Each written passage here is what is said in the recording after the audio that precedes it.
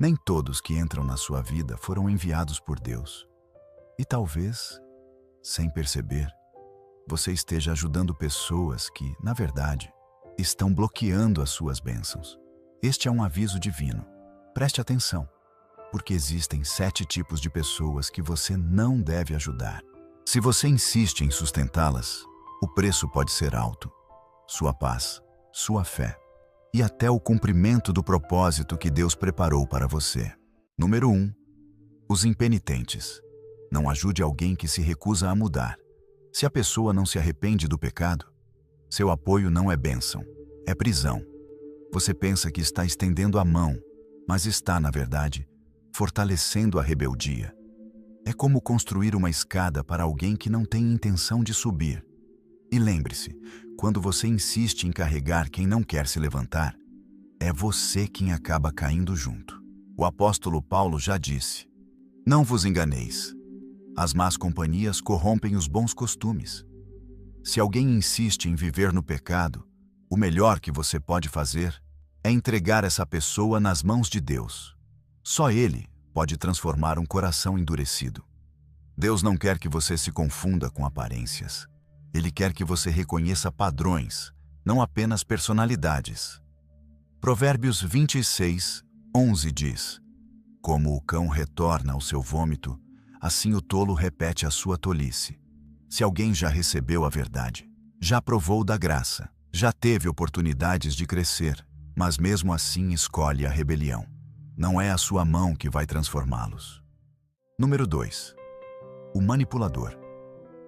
Algumas pessoas não querem ajuda, elas querem o controle. Se você não tomar cuidado, a crise delas se torna o seu cativeiro. São elas que transformam sua gentileza em obrigação. Fazem você se sentir culpado.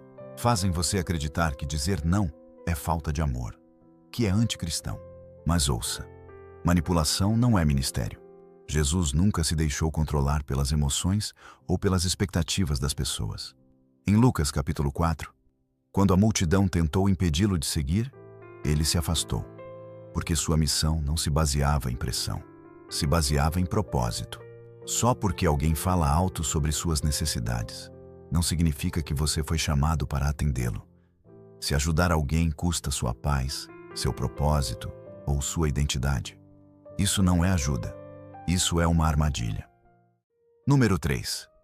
O divisivo. Deus não abençoará o que divide o seu povo. E quando você ajuda alguém que semeia divisão, você não está ajudando uma pessoa, está ajudando o inimigo. Esses são os fofoqueiros, os ímãs de drama. Aqueles que sorriem na igreja, mas criticam em segredo. Aqueles que vivem para inflamar e nunca para edificar. Tito, capítulo 3, versículo 10, é claro. Advirta o que causa divisão uma vez e advirta-o segunda vez. Depois disso, não se envolva mais com ele. Isso não é frieza. Isso é uma ordem. Porque quando você ajuda alguém que provoca conflitos, você não fica apenas no meio.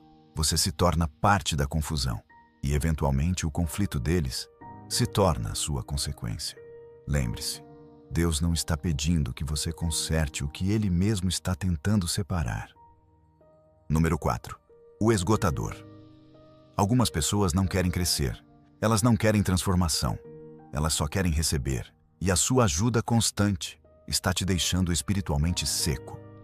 Você ora por elas, você as ouve, você carrega o peso delas, mas nada muda. Sabe por quê? Porque elas não buscam mudança, elas buscam um hospedeiro. Até Jesus tinha limites. Ele ministrava às multidões, mas recarregava suas forças na solidão.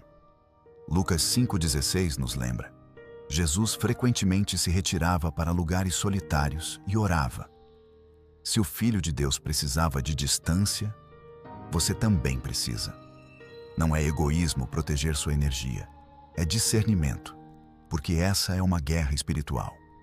Um espírito esgotado não consegue ouvir a voz de Deus com clareza. E o esgotamento é uma das armadilhas favoritas do inimigo.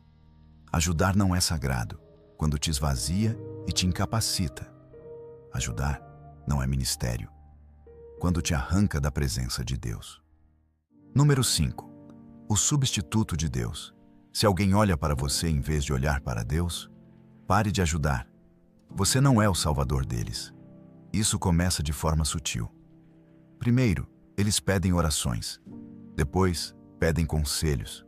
Pedem apoio. Mas com o tempo, confiam mais em você do que no próprio Deus. E a verdade é que, toda vez que você se apressa para consertar algo, você está ocupando um lugar que só Deus pode ocupar. Em Atos 14, quando as pessoas tentaram adorar Paulo e Barnabé como deuses, eles rasgaram suas vestes e gritaram: "Somos apenas humanos como vocês." Eles sabiam do perigo de permitir que as pessoas os elevassem, em vez de elevar aquele que os enviou. Você pode guiar, você pode orar, mas você não pode ser a fonte da vida de alguém. Esse papel é sagrado. Se alguém continua se voltando para você, em vez de se voltar para Deus, sua ajuda deixa de ser bênção e passa a ser obstáculo. Lembre-se, você não é a resposta. Você é apenas o mensageiro. A fonte sempre será o Senhor. Número 6. O desobediente intencional. Se eles sabem o que Deus disse e ainda assim escolhem a rebelião, não se associe a eles. Essas são as pessoas que dizem: "Sim, eu sei o que a Bíblia diz, mas..." Pessoas assim não precisam de uma tábua de salvação. Elas precisam de um chamado para acordar. A palavra é clara em 2 Tessalonicenses 3,14. Observem aqueles que não obedecem à nossa instrução. Não se associem a eles para que se sintam envergonhados. Isso não é rejeição. Isso é redirecionamento por consequência. Porque se alguém caminha ativamente contra a palavra de Deus e você continua apoiando essa pessoa, você não está ajudando-a a se aproximar da liberdade. Você está apenas tornando o caminho da destruição mais confortável. Ame-o sim, ore por ele, mas não ande ao lado de quem insiste em se afastar de Deus. A sua companhia não pode se tornar o combustível da rebeldia de ninguém. Número 7. O bloqueador de tarefas. Algumas pessoas não fazem parte do seu chamado. Elas são uma distração. Elas podem não ser tóxicas, podem não ser rebeldes, mas não estão alinhadas com o que Deus tem para você. E se você não tomar cuidado, sua compaixão pode te manter em um lugar que Deus já disse para você deixar. Em Gênesis capítulo 12, Deus disse a Abrão: "Deixe sua terra, seu povo e a casa de seu pai." Mas Abrão trouxe Ló. E foi somente quando Ló partiu que Deus lhe deu a visão completa do seu futuro. Às vezes, as pessoas erradas não são más. São apenas um peso extra. Não confunda lealdade com obediência. Quando Deus diz "vá", você não precisa da permissão de todos. Você precisa apenas da direção dele. Algumas das pessoas que você insiste em carregar são exatamente aquelas que Deus está tentando remover do seu caminho. A questão não é se vale a pena salvá-los. A questão é: você está disposto a obedecer, mesmo que pareça que está indo embora? Ajudar a pessoa errada pode parecer sagrado, mas desobediência, mesmo com boas intenções, ainda é desobediência.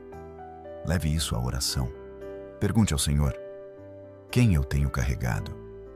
Que o Senhor nunca me pediu para carregar,